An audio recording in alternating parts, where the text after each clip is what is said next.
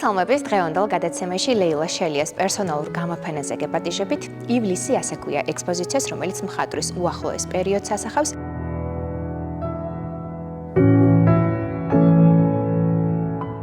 ეს იყო ძალიან აკრძალული სტილი. კანდისკიმ თქვა ეგეთი ძალიან საინტერესო ფრაზა, რომ რაც უფრო საშიში ხდება სამყარო, მით უფრო აბსტრაქტული ხდება ხელოვნება. ისეთი რაღაცებით იკვებება და ისეთი რაღაცებით ასრულებს თავის კომპოზიციებს, რომ ხანდახან მე ვიძახი აუტანელ სიმსუბუქეს, აბსურდის ფილოსოფიას ძალიან რთულია ამ ყველაფერში გააკეთო. იკონოგრაფია მიაღწიო იკონოგრაფიას კომპოზიციურ მდგრადობას, რაც ყველა ნამუშევარში იკვეთება, რაც მომწონს ხელოვანში, ეს არის მისი არტისტული შიმშილი ყველა ხელოვანში. და აბსოლუტურად როდესაც დააკვირდები 80-იანების, 90-იანების, 2000-იანების და აი უკვე ამ პერიოდის, ამ დეკადის ლეილა შელიას ხვდები, რომ აბსოლუტურად განთავისუფლებული არის ის თავისი ძველი აზროვნებისგან, ხელწერისგან, ყველა დეკადაში იგი იცვლებოდა.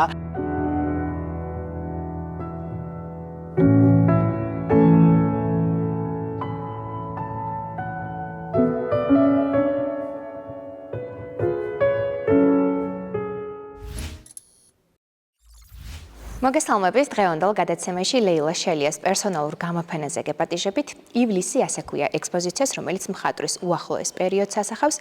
დღევანდელ გადაცემაში კურატორთან ერთად დავათვალიერებთ მის ნამუშევრებს და უფრო მეტ შევიტყობთ ზოგადად თუ რა უნდა გავითვალისწინოთ, როდესაც ვესწრებით გამოფენებს, რას უნდა მივაქციოთ ყურადღება, რომ უფრო მეტი ინფორმაცია მივიღოთ, ასე რომ დაგველოდეთ. ჩვენი გადაცემის სტუმარია კონსტანტინე ბოლქვაძე, გამოფენის კურატორი. მოგესალმებით, დიდი მადლობა თქვენი დათქვისისათვის. ხელოვნება ზოგადად სულიერი საზრდოა და ძალიან მიყვარს ამ თემაზე საუბარი, ამიტომაც ჩვენს მაყურებელს მინდა რომ თქვენ ესე რომ თქვათ საინტერესო ამბები მიაწოდოთ დღევანდელი გამოფენიდან, ასევე მოგვიყვეთ თუ მხატვრის შესახებ ვინ არის გააცანით მათ, რადგან შეიძლება ბევრს არ ქონდეს ინფორმაცია, დავიწყოთ მის შესახებ და მერე უკვე მივყვეთ მის ნამუშევრებს. გამოფენაზე ხო? გამოფენა ივლისი ასე ქვია, ზოგადად ცალსახად იკვეთება, რომ დომინანტური არის აბსტრაქტული სტილი ამ გამოფენაში, საგამოფენო თხრობაში და მეორე ის, რომ ლეილა შელია არის ძალიან შენირთული, ანუ ლეილა არის აბსტრაქციონისტი მხატვარი. ძალიან მნიშვნელოვანი არის ის, რომ საერთოდ 80-იანელების თაობას მიეკუთვნება ლეილა შელია და აბსტრაქციას ჰქონდა ძალიან განსაკუთრებული კონტექსტი, ზოგადად საბჭოთა საქართველოში. რასაკვირველია, მე უკვე პოსტსაბჭოთა გამოვლინება მიიღო, მაგრამ ეს იყო ძალიან აკრძალული სტილი. დავით კაკაბაძედან მოყოლებული ორი ტალღა, რომელიც იბრძოდა და ეს იყო ერთგვარი ნონკონფორმისტული გამოვლინება და 80-იანელების თაობა იწყებს ისტორიული თემატიკის ხატვას და აბსტრაქციის ხატვას. აბსტრაქცია ეს იყო რაღაცა ინტუიციური ან გამიზნული ლტოლვა დასავლეთისკენ, დასავლური აზროვნებისკენ და საბჭოთა იდეოლოგია პირველი რასაც გრძალავდა, ეს იყო აბსტრაქტული ხელოვნება, ფორმალიზმი, რადგანაც იგი არ ესაუბრებოდა ხალხს. გამოფენა არის მიიღო სახელწოდება ივლისი ძალიან სპონტანურად, იმიტომ აბსტრაქციაში სპონტანურობა, ეგრეთ წოდებული იმპრომპტუ, ანუ დაუგეგმაობა არის ძალიან ორგანული, იმიტომ რომ ეს არის თავიდან ბოლომდე იმპროვიზაცია, არ მიუყვება პარტიტურას, არ არის კანონიკა. და შესაბამისად ივლისი მოდი, რადგან ივლისში იმართება ეს გამოფენა, უწოდოთ ივლისი. რასაკვირველია, მხატვარსაც ეგ სახელწოდება მოეწონა, ზოგადად ნიშანდობლივი აბსტრაქციისთვის, რომ აი კომპოზიციებსაც კი სახელები თითქმის არ ქვია, ან რაღაცა დანომრვა მიდის, იმდენად კონკრეტულია და თან იმდენად ერთგვარი ტაბულა რასაა თავისი არსით აბსტრაქტული ექსპრესიონიზმი, ანუ სუფთა დაფა, უინფორმაციო და თან ამავდროულად ძალიან ესეთი ნიშნებით, იეროგლიფებით შენ მხატვრულ აზროვნებას აკვირდები. ეს არის რაღაცა ლაქობრივ ექსპრესიაზე დაფუძნებული აბსტრაქტული ხელოვნება, ძალიან განსხვავებული პერიოდია ლეილა შელიას. აქ თავი მოიყარა უმთავრესად ბოლო 2 წლის ნამუშევრებმა, ბოლო 2 წლის რაღაცა ექსპრესიამ. მე თლიანად მის შემოქმედებას ლეილას კვლევარი ვარ, ერთ ინტერვიუ გამიკეთებია, აკადემიური ტექსტიც, გამოფენებიც, ეს არის პირველი პერსონალური გამოფენა. ძველი ლეილა შელია, რითაც ის არის ცნობილი და მისი რაღაცა ტიპიური ხელწერა არის ყველასთვის ძალიან ნაცნობი და საცნაური, აქ არ იკვეთება. ეს არის ახალი პერიოდი, მე ზოგადად რაც მომწონს ხელოვანში, ეს არის მისი არტისტული შიმშილი ყველა ხელოვანში და აბსოლუტურად როდესაც დააკვირდები 80-იანების, 90-იანების, 2000-იანების და აი უკვე ამ პერიოდის ამ დეკადის ლეილა შელიას ხვდები რომ აბსოლუტურად განთავისუფლებული არის ის თავისი ძველი აზროვნებისგან, ხელწერისგან, ყველა დეკადაში იგი იცვლებოდა, ვითარდებოდა, მოძრაობდა, განიცდიდა ევოლუციას რაღაცნაირს, აი არ ვიცი, ძალიან საინტერესოა ამით. ეს არის მნიშვნელოვანია, რომ მხატვარს კონდეს ეს არის ძალიან არაპროგნოზირებადი რაღაცა ისეთი ამორყევები, სადაც მხატვარს აი ერთ რაღაცა მოძრაობაში და ერთ ქანქარაში არ უყურებ, აი თქვა ტიპიურად როგორ ვითარდება.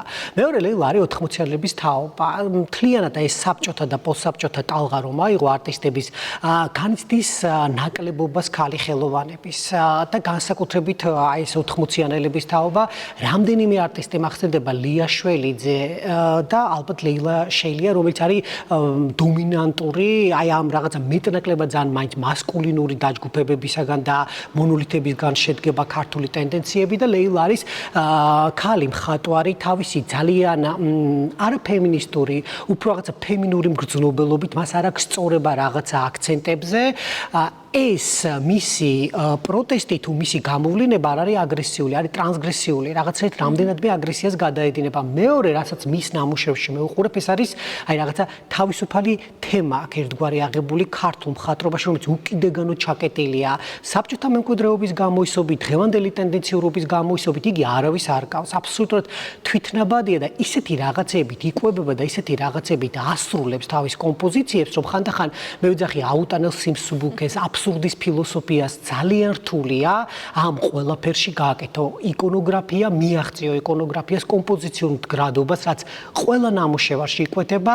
ერთი შეხედვით, როდესაც აი თქვა ჩვენს უკან არსებულ ექსპოზიციას, როდესაც უყურებთ, აი თითქმის დაუსრულებელია ნამუშევარი, იმდენად ლაკონურია, რომ ვერ ხვდები რა არის. რამდენიმე ლაქა ჯერ უკან ზედაპირზე არის ძალიან ბევრი არქეოლოგიური შრე, შემოქმედებითი დალექილი და გარდა ამისა, აი ამით მიაღწიო რაღაცა ბალანს, ჰარმონიას, ქაოტურ წესრიგს, კომპოზიციურ მდგრადობას არის ძალიან რთული, რაც აი ეს რა ქმნის აი ამ ყველაფერს, რაც თქვენ ჩამოთვალეთ აი ამ ვიზუალში, ფერებში. ეს იცით როგორი რაღაცა არის, აი როგორც აი ყველა მუსიკოს არ გააჩნია ბგერა.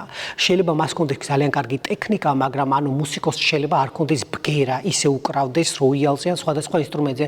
ეს არის აი მისი მგრძნობელობა, მის ლაქას აქვს ისეთი და მხატვრობაშიც ესე არის, ლაქას აქვს ჟღერადობა და ბგერა, აი აბსოლუტურად ისეთი ბგერა აქვს, რაც სხვას არ აქვს.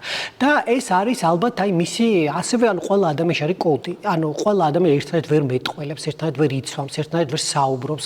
სუსტად ეგრე არის მხატვრობაც, რომ ანუ ბევრი აბსტრაქციონისტი ხელოვანია დედამიწაზე საქართველოშიც და აი რაღაცა ესეთი ანტიპურობა და არაფერთან სწორება რომ არ გინდა და ამოვარდნილი ხარ ყველანაირი კონტექსტიდან, ეს მარტო ამ მხატვარში იკითხება და ეგ არის ძალიან საინტერესო ლეილა შელიას ხელწერაში და ამ გამოფენაში. ბატონო, ცენტრალური ნამუშევრები არის თქვენ როგორც უკვე გითხარით და აი რა განასხვავებს მათ, რატომ არის მაგალითად ცენტრალური და ამას მიყვება უკვე შემდეგი ნამუშევრები თუ ისინი ერთმანეთისგან დამოუკიდებლები არიან? აბსოლუტურად იცით რა არის, გამოფენას გააჩნია თავისი დრამატურგია და ერთი კედელი არის დომინანტური, რომელიც ანუ აი ფასადია გამოფენის, როდესაც შემოდიხარ პირდაპირ კომუნიკაციაში არის დამთვალიერებელთან და მე უკვე იმის ირგვლივ იწყება სხვადასხვა კომპოზიციური ფორმების და არქიტექტურული ფორმების აგება. აქაც რასაც ვუყურებ თავიდან მომთავსი რყევებით, ატექტონურობით, არის არქიტექტურა მთელი ეს გამოფენა, ძალიან არასტანდარტული, ჯერსაც ძალიან მინიმალისტური და აი სითეთრის, ბევრი ჰაერის და სითეთრის ლუფტის შეგრძნება გიჩნდება. ეს ნამუშევრები არის დომინანტური და ეს არის ბოლო პერიოდის აი აბსოლუტურად გარდასახული ტრანსფორმირებული ლეილა შელია, გაცლილი თითქოს 90-იანების სიმძიმეს, ანუ მასში აი პირველ პერიოდში იკვეთება აი რაღაც ესეთი ქართული ფერები, ქართული რაღაცა ფორმად გაცდა, ფერის განცდა, აბსტრაქცია, მაგრამ მაინც რაღაცა ისეთ არქეტიპულ ფერებთან მიდის.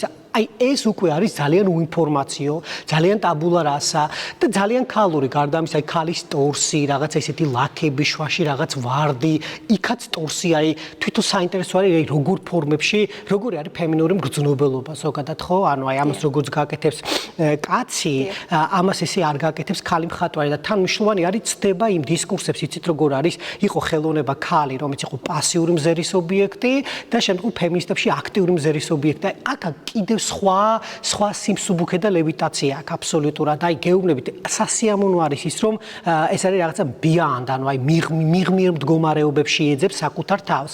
გარდა ამისა, კიდევ არის საინტერესო ის, რომ აი კანდისკიმ თქვა ეგეთი ძალიან საინტერესო ფრაზა, რომ რაც უფრო საშიში ხდება სამყარო, მით უფრო აბსტრაქტული ხდება ხელოვნება.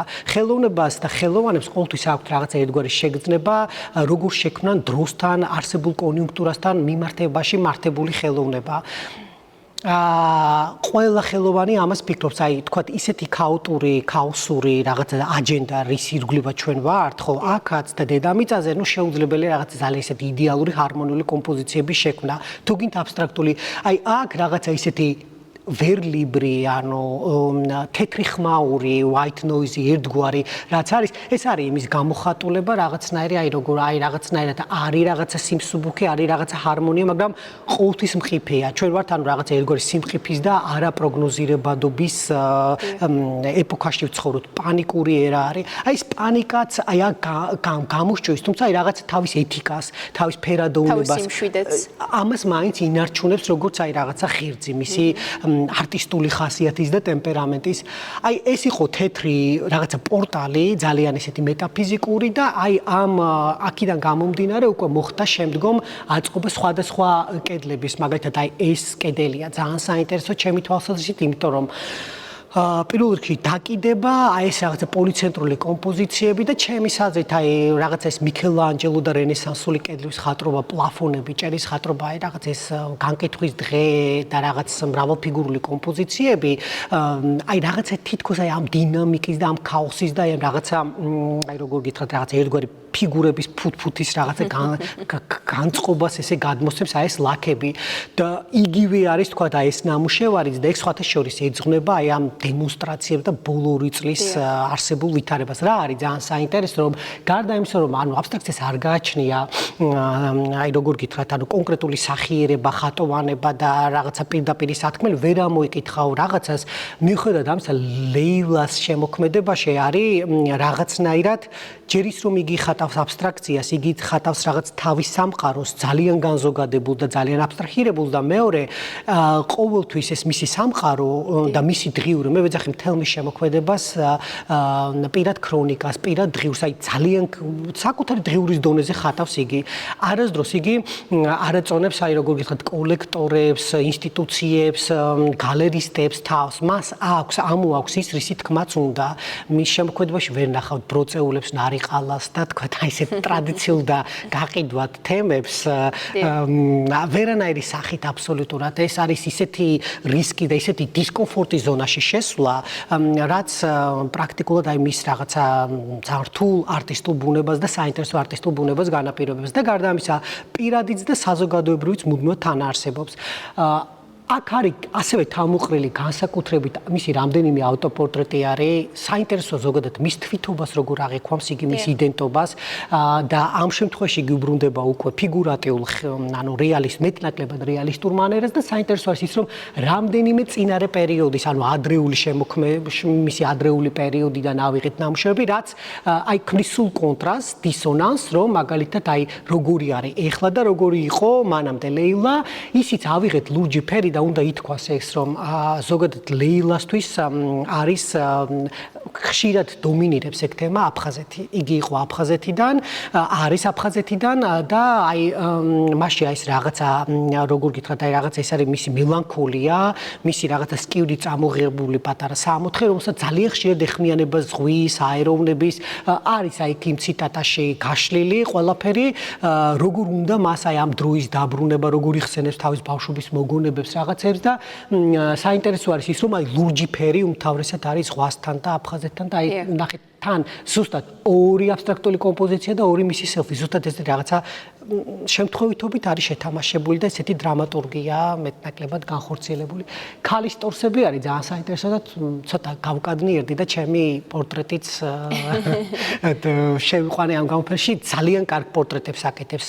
უმთავრესად არის ალა პრიმა გაკეთებული ერთიანზე, ერთი ამოსუნთქვით და ზუსტად შეუძლია ლაქაში პოზის, ფსიქიკის, მოქმედების მიზანსცენის დაჭერა, კონკრეტიზაცია იმდენად გაფანტულია და იმდენად კონკრეტულია იგი, რომ თითქოს აბსტრაქციონისტებს ზოგადად გააჩნიათ იმდენი ინფორმაცია თავის ხელოვნებაში და ხელოვნების ნიმუშებში, როგორც პატარა ბავშვის საქციელი არის ხოლმე ძალიან მკაფიო, გაშიფრული და დიდზე უფრო საინტერესო. დაახლოებით ეგეთი შეუბღალავი და უმიღბოარი ყველაფერი. ძალიან საინტერესოდ საუბრობთ. ასევე ძალიან მინდა თქვენგან მივიღო რჩევები, როგორც მე ასევე ჩვენმა მაყურებელმაც, რადგან გამოფენაზე სტუმრობა საკმაოდ სასიამოვნოა, მაგრამ თუ არ გვაქვს ჩვენ წინასწარი ინფორმაცია, ან წინასწარი მზაობა, ან ხედვა, მოკლედ გამოცდილება თუ არ გვაქვს, შეიძლება გამოფენაზე მისვლით ჩვენ ვერ მივიღოთ ის სიამოვნება, რომელიც ჩვენ შეგვეძლო რომ მიგვეღო. ამიტომაც როგორც კურატორმა ჩვენს მაყურებელს მინდა თქვენი რჩევა და რეკომენდაცია მისცეთ ზოგადად. რა უნდა გაითვალისწინოს როდესაც ესტუმრებიან გამოფენებს, რას მიაქციონ ყურადღება? ხო. ზოგადად ამას ჩვენ კურატორები, ხელოვანები და ამ სფეროს წარმომადგენლები შეგუებულები ვართ, რომ ეს არ არის ისეთი დიდი და ხალხისთვის მეტად საინტერესო სფერო, როგორც მუსიკა, რომელიც უცებ აღწევს ადამიანის სამყაროში, კინო. ასევე უნივერსალურია. მხატვრობა არის გაცილებით რთული დიმენსია, ანუ განზომილება, მოცემულობა და უნდა უყვარდეს ადამიანს, რომ გამოფენაზე წავიდეს. თუმცა საკმაოდ დიდი რაოდენობის ხალხი უყვართ, ქართველები ძალიან არტისტულიერია და კარგი მხატვრები ყავს მართლა და არის ჩვენში და დადიან. რასაკვირველია, იმდენი ადამიანი არა. ეხლა მეორე თემა, გამოფენას, ისე როგორც ოპერას ჭირდება ლიბრეტო, ესე ჭირდება გამოფენას ერთგვარი თავისი ლიბრეტო. ლიბრეტო არის ის, რომ გამოფენა აუცილებლად პირველ რიგში გამოფენა არის და ხელოვნების ნიმუში არის ის, რომ როდესაც შემოდიხარ, მან ხისიერად პირველი ნახვით უნდა მოახდინო შთაბეჭდილება, ეს არის მისი ნიღაბი, რომელიც ან დგას, ან ვერ დგას. ამას რომ მდგრადობას პირველი ხედავს. არქიტექტურა, კომპოზიცია, გადანაწილება და უკვე ხვდები, რომ რაღაც სამყაროში შედიხარ. მეორე, ეს უკვე აღარ ყოფნის, როდესაც შენ გინდა ხალხამდე მიიტანო მხატვრის შესახებ ინფორმაცია და თან ეს არის დაახლოებით თანაავტორობის დონის პროცესი, როგორ გითხრათ, რაღაცას, როდესაც თარგმნი, შენ ხდები კიდევ შემოქმედი, გარდა იმისა, რომ შენ ხარ თარგმნელი. ეს არის მე ჩემ ყველა საკურატორო პროექტს ვეძახი კურატორულ თარგმანებს, იმიტომ რომ მე არასდროს არ მაინტერესებს ერთ ხაზზე სწორად დაკიდებული ნამუშევრები, ცუდად დაკიდებული ნამუშევრები. მე მინდა ყველა მხატვარ, რომელსაც ვეხები, ეს როგორ აღვიქვი მე კოტე ბოლქვაძემ და ეს მხატვარი როგორია დღეს ჩვენს თანამედროვეობაში, რამდენად ცოცხალი არის. ეს არის საერთოდ ყველა ღია და როგორ გითხრათ პროგრესული სივრცის ერთგვარი მეთოდი, რითაც შენ ხალხს უზიარებ, ეს ხელოვნება იქნება ხალხისთვის და ამას რომ მქონდეს საგამართლობო ფუნქცია, აუცილებლად უნდა დალინკო ის დღევანდელობასთან. ლეილას დალინკვა დღევანდელობასთან და საერთოდ ამ გამოფენაზე რა შეუძლია, რით შეიძლება მხატვარი გარდა იმისა, რომ ესთეტიკურად მოიწონათ და არ მოეწონათ, ვოლტექსტი, ეგრეთ წოდებული ძირითადი საგამოფენო ტექსტი, გასცემს ინფორმაციას, რატომ კეთდება გამოფენა, რის შესახებ არის, ავტორის ბიოგრაფია, მისი სოციოკულტურული პოლიტიკური კონტექსტი, რა წიაღში წარმოიქმნა და რამდენიმე ინტერპრეტაცია თუ მოსაზრება, თეზისი, კურატორი როგორ ხედავს ამ გამოფენას და მის მხატვრულ ხელწერას. ასევე აუცილებელი არის გამოიკვეთოს და ამ გამოფენაზე შეუძლია დამთავრებულ მიხემძღვანელოს მისი ლეილას ციტატებია, ჩვენ ქონდა ინდიგოში ძალიან კარგი ინტერვიუ და რამდენიმე ციტატა ამოგლეჯილად ამოვიღე, სადაც იგი ყვება აფხაზეთზე, ყვება მის მეთოდზე, როგორი არის მისთვის ყალბი, ანუ გაკეთებული ნამუშევარი და ნამდვილი ნამუშევარი, ძალიან საინტერესო მოსაზრება. აქ უკვე რაღაც ამ სინქრონში, ანუ მისი ციტატების და მისი ნამუშევრების შენ უკვე არტისტულ არს აღმოაჩენ. და ასევე არის კიდევ ერთი ჩემი მცირე ანოტაცია, როგორ ხედავ მე ლეილა შელეს, ეს არის დაახლოებით ვერლიბრი რა, ძალიან მინიმალისტური ინფორმაციით, მაქსიმალურად ყვები მთელს ლეილას შემოქმედების წიგნზე. ვერლიბრია, რომელიც წიგნის არს გადმოსცემს, ხო ერთი გამოსახულებით, ესე ყვები. ეს მეტნაკლებად, ესე იგი, თხრობითი მხარეები, ნარატივები, ტექსტები და გარდა იმისა, კურაცია, ჩემის აზრით, ეს არის რაღაცა ერთგვარი განკურნების პროცესი, იმიტომ curing-თან არის ეს ძალიან ახლოს დგას შენ არტისტი შეგვიძლია ან დაღუპო ან გადაარჩინო, როდესაც შენ ფენ და ანუ ამას საავტორო წაკითხვას აძლევ და მნიშვნელოვანი არის რომ ეს იყო ძალიან ისეთი ჰარმონიული თანამშრომლობა, ძალიან არჩაერიო არტისტის ბუნებაში, თუმცა აბსოლუტურად გარდაქმნა ისე რომ წამოყვეს და დააჯერო და ნუ ეს პროცესი ძალიან საინტერესო არის.